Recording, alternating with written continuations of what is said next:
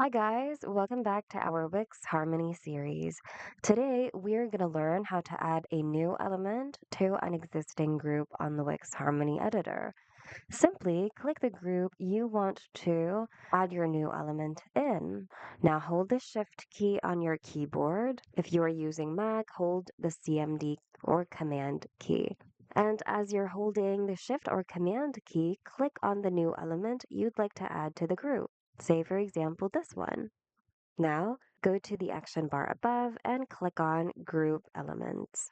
And your new element should successfully be added to the group. And that's it. Super quick and easy. Hope this video was helpful. If you need more Wix tutorials, check out our channel and consider subscribing as well. Thanks so much for watching. See you guys in the next video.